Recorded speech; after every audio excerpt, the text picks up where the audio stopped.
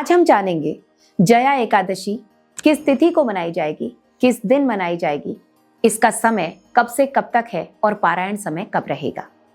जया एकादशी हिंदू धर्म की एक अत्यंत महत्वपूर्ण व्रत की एकादशी मानी जाती है, जो माघ मास के शुक्ल पक्ष की एकादशी तिथि को मनाई जाती है। इसे भीष्म एकादशी या भूमि एकादशी के नाम से भी जाना जाता है। ये व्रत भगवान विष्णु की विशेष कृपा प्राप्त करने के लिए, समस्त पापों के नाश और मोक्ष की प्राप्ति के लिए किया जाता है। धार्मिक मान्यताओं के अनुसार जया एकादशी का व्रत रखने से अश्वमेघ यज्ञ के समान पुण्य फल की प्राप्ति होती है। 2026 में जया एकादशी 28 जनवरी दिन बुधवार दोपहर लगभग 2 बजे से प्रारंभ हो जाएगी और ये 4:38 तक मनाई जाएगी, जबकि इसका समापन 29 जनवरी गुरुवार को सुबह 11:38 से दोपहर से शुरू होकर 1:57 के बीच होगा।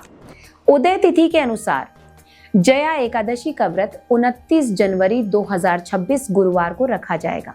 व्रत का पारायण 30 जनवरी 2026 शुक्रवार को सुबह 7:05 से 9:20 तक रहेगा। हरिवासर समाप्त होने के बाद किया जाएगा।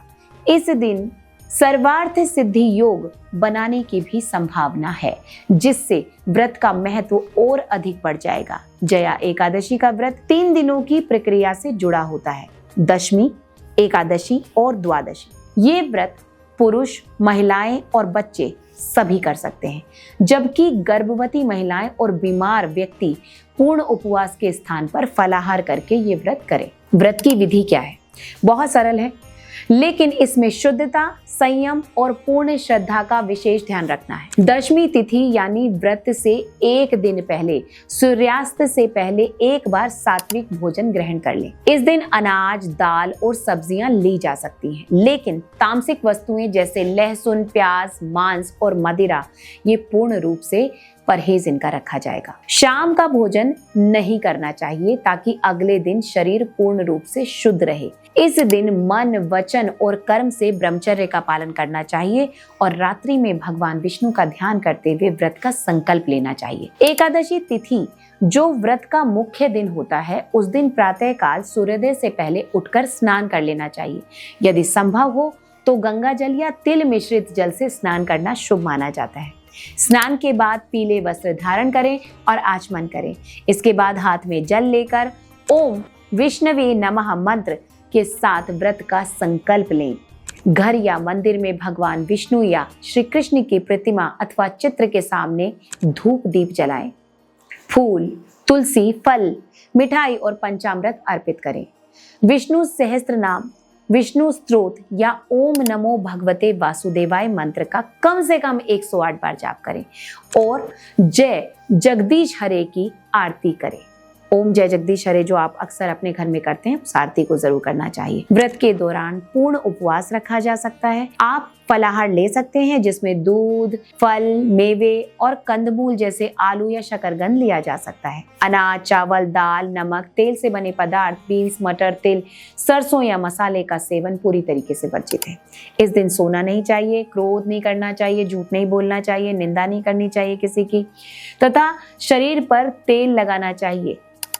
तेल किस चीज का? तिल का तेल लगाना चाहिए।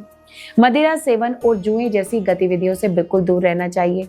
अधिक से अधिक समय मौन, भजन, कीर्तन और भगवान विष्णु के स्मरण में व्यतीत करना चाहिए।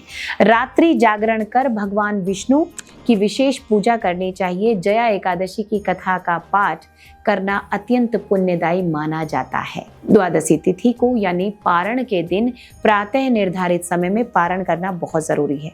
सबसे पहले भगवान विष्णु की पूजा करें और सूर्य देव को अर्घ्य अर्पित करें। इसके बाद ब्राह्मणों या जरूरतमंद लोगों को भोजन कराएं और दान दक्षिणा दें।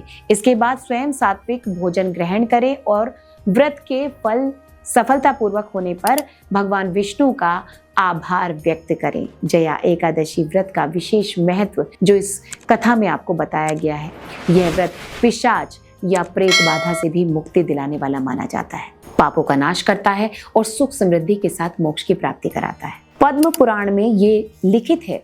इस व्रत के प्रभाव से व्यक्ति जन्म मरण के चक्र से भी मुक्ति पा जाता है। महिलाएं जिन्हें संतान नहीं, उन्हें संतान सुख की प्राप्ति होती है और पुरुष धन धान्य एवं ऐश्वर्य की प्राप्ति करते हैं।